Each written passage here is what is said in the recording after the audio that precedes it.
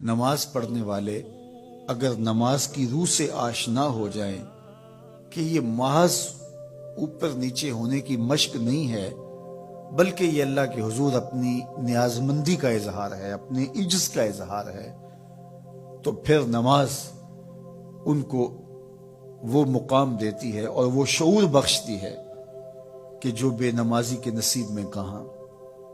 انسان کے اشرف اعضاء اس کے سر میں ہیں، بولنے کی قوت زبان سر میں، دیکھنے کی قوت آنکھیں سر میں، سننے کی قوت کان سر میں، سوچنے کی قوت دماغ سر میں، سونگھنے کی قوت ناک سر میں، اور یہ سر مالک کے در پہ ہے۔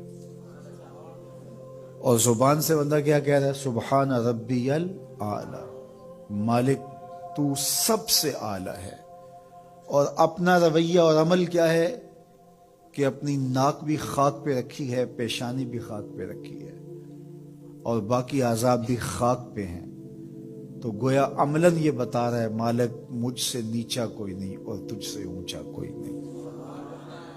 اور اگر وہ نماز کی روح سے آشنا ہو جائے تو سجدے سے سر اٹھانے سے قبل اللہ سارے اس کے بوجھ اتار دے، اس کے من میں روشنیاں کر دے۔ تو نماز بندگی کا شعور دیتی ہے، من میں چراغاں کرتی ہے۔ اللہ کے حضور جھکنے سے بندہ ایسا بندہ کامل بن جاتا ہے کہ پھر وہ کسی اور کے آگے نہیں جھکتا۔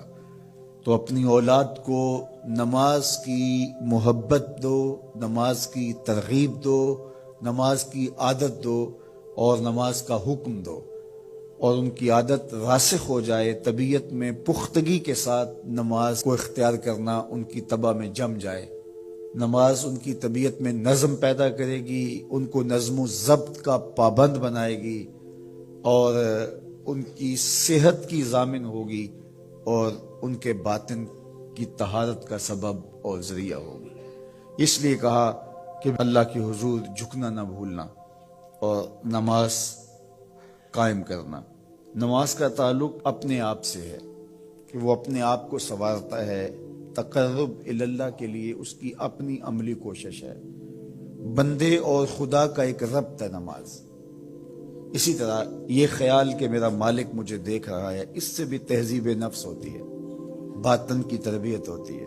انسان ایک حصار میں آ جاتا ہے، ایک پہرے میں آ جاتا ہے کہ میرا اللہ مجھے دیکھ رہا ہے، اور پھر وہ قدم پھونک پھونک کے رکھتا ہے۔ وہ اچانک لوگ بیٹھے ہوئے ہوں نا، تو آج کل یہ سوشل میڈیا کا زمانہ ہے، تو کوئی کیمرہ سیدھا کر لے تو ایک دم مرتب ہو جاتے ہیں، اس لیے کہ اب ہماری تصویر آنے والی ہے۔ یا کوئی کسی کو کہے کہ جناب آپ لائیو جا رہے ہیں، تو وہ بالکل اپنی حرکات سکنات منظم کر لیتے ہیں، کپڑے سیدھے کرنے لگ جاتے ہیں، اس لیے کہ ہم لائیو جا رہے ہیں۔ وہ لائیو چاہے 5 آدمی دیکھ رہے ہوں، چاہے 10 آدمی دیکھ رہے ہوں، لیکن پھر بھی چونکہ ہم لائیو جا رہے ہیں تو اپنی حرکات سکنات مرتب کر لیں گے، منظم ہو جائیں گے۔ اور جب یہ یقین ہو کہ میرا اللہ مجھے دیکھ رہا ہے، یہ ساری حرکتیں وہاں لائیو جا رہی ہیں، تو پھر دل میں برا خیال بھی آنے لگے گا تو اس کو روکیں گے کہ میرا اللہ تو دیکھ رہا ہے۔ پھر بولی بھی مرتب ہو جائے گی، پھر رویے بھی مرتب ہو جائیں گے، طرز معاشرت بھی منظم ہو جائے گا، آنکھیں بھی نہیں بھٹکیں گی، خیال بھی نہیں بہکیں گے، سوچیں بھی آوارہ نہیں ہوں گی، چاہے آپ بند کمرے میں کیوں نہ ہوں، پھر بھی منظم رہیں گے، اس لیے کہ میرا اللہ مجھے دیکھ رہا ہے۔ تو یہ یقین زندگی کو منظم کرتا ہے۔ تو اس کا تعلق بھی انسان کی ذات سے تھا۔